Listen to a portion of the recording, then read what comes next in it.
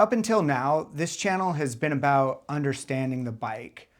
Episode 4 reframed how people think about the bike and what people ask. Before I change anything, I need to be honest about what still feels unresolved. If I just started bolting on parts now, I'd be guessing.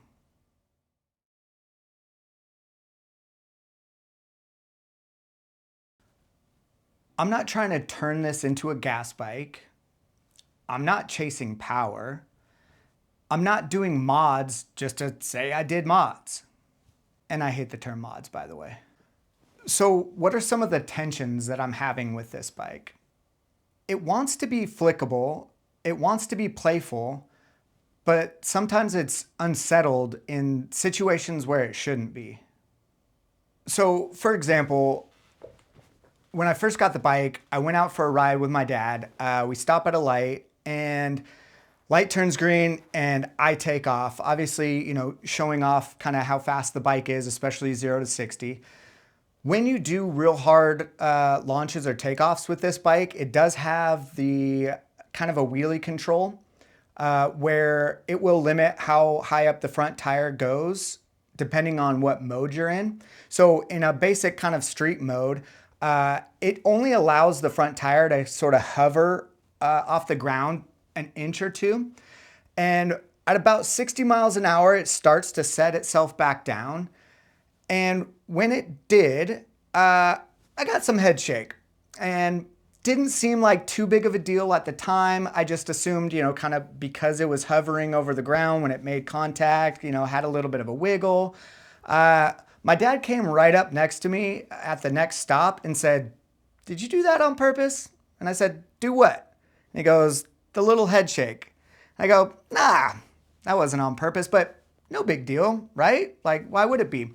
I just figured, you know what? Next time I need to hold on a little bit tighter. But as I started riding this bike more, kind of starting to see some things that I don't really like. And it has to do with that head shake. That's something that I'm going to go tackle. And I don't think that the bike is unstable. I think it's asking a question I haven't answered yet. There's a gap between how quickly it wants to change direction and how stable it feels when it's doing it. It's not a constant fear while I'm riding the bike, but it needs a confidence calibration. The input versus feedback isn't always clear. Some bikes, you feel instantly any changes or adjustments that you're making through your body, through your hands. Here, I feel like I'm sending signals and not getting a full response back. So it kind of feels like a cruiser style Harley. It's almost like characteristics of my Sportster where it's kind of a lazy feel in its response and its feedback. A lot different from kind of more sportier bikes. That doesn't mean that it's bad. I think it means the conversation isn't finished because connection isn't always emotional. It's also physical communication. Design intent and real world riding. It's clear this bike is a city ripper. And on paper, all that makes tons of sense. In real world riding, certain assumptions get tested. I'm not convinced that the design is wrong.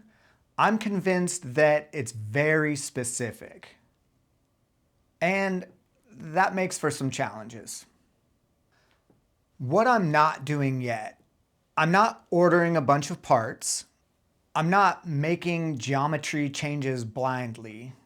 And I'm not letting the internet tell me what's obvious. Because most bikes don't get better.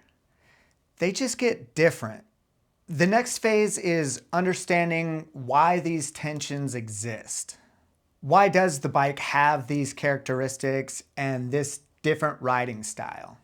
That means I'm going to dig into the setup, geometry, and suspension. And not just mods for clicks. I want repeatable confidence in the bike every time I ride, not just louder opinions. And once I understand the why, the changes become obvious. This channel isn't about rushing to conclusions.